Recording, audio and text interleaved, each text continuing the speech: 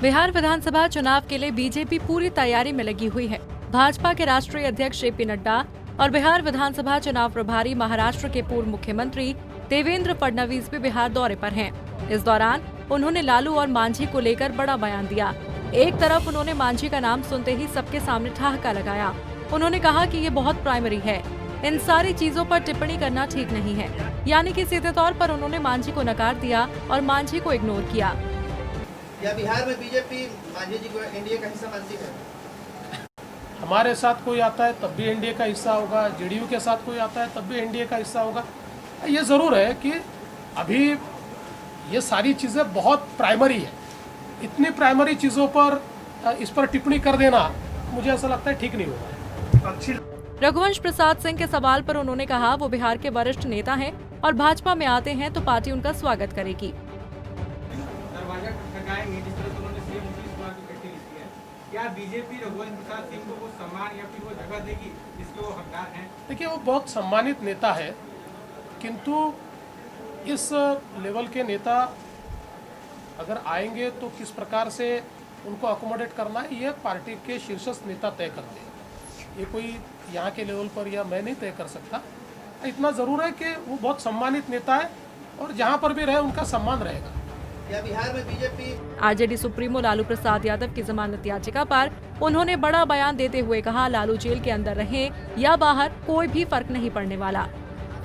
है कोर्ट तय करता है कि बेल मिले या न मिले, लेकिन कुल मिलाकर आरजेडी हो या उसका नेतृत्व हो, उनके प्रति जनता का मोह भंग हो चुका है और अब जनता ये पूरे तरीके से मानती है कि विकास की राजनीति देश को आगे ले जा सकती है और वो राजनीति एनडीए करती है। एनडीए जो हमारे गरीब है, जो पिछड़े, अति पिछड़े, ऐसे सभी को साथ में लेकर उनके विकास की योजना तैयार करती है और इसलिए मुझे लगता है वो बाहर रहे, चाहे अंदर रहे, चाहे यहाँ रहे, चाहे वहाँ रहे, उससे कोई फर्क नहीं पड़ेगा।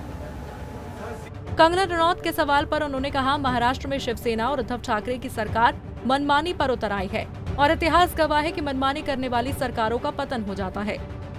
प्रकार से ये स्टेट स्पॉन्सर्ड टेरर जैसी अवस्था महाराष्ट्र में तैयार हो रही है।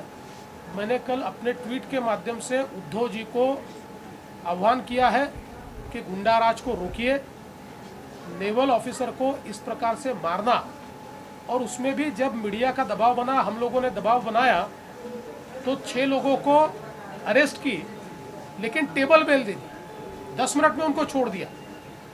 अगर इस प्रकार से बातें होगी तो मुझे लगता है कहीं ना कहीं जिस प्रकार का ये वातावरण तैयार हो रहा है, ऐसा तो महाराष्ट्र में इससे पहले हमने कभी नहीं देखा।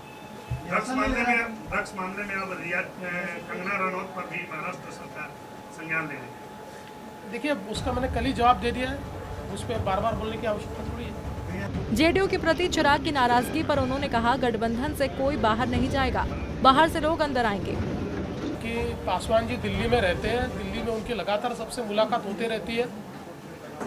हमारे जो केंद्रीय नेता है वो भी दिल्ली में होते हैं और ये सारी जो वार्ता है, देखिए इसमें मूल रूप से हम लोगों को कहीं ना कहीं शुरुआत करके पहले भारतीय जनता पार्टी और जेडीयू, इसको पहले एक बार बैठना पड़ेगा, फिर एलजेपी को लेकर बैठना पड़ेगा।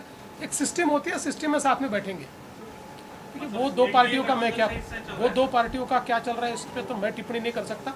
हमारे गठबंधन में सब ठीक है, भारतीय जनता पार्टी सबको साथ में लेकर चलती है, हमारे शीर्षस्थ नेता सभी को अकोमोडेट करते हैं और मेरा विश्वास है कि सबको साथ में लेकर एक मजबूत गठबंधन बनेगा। और जैसा मैंने कल भी कहा, ये गठबंधन से कोई बाहर नहीं जाएगा, बाहर से कुछ लोग जरूर आ सकते हैं। बता दें, बिहार विधानसभा चुनाव को लेकर सभी पार्टियां तैयारी में जुटी हुई हैं। भारतीय जनता पार्टी भी पूरी तैयारी में लगी हुई है। भोजपुर से राकेश की रिपोर्ट।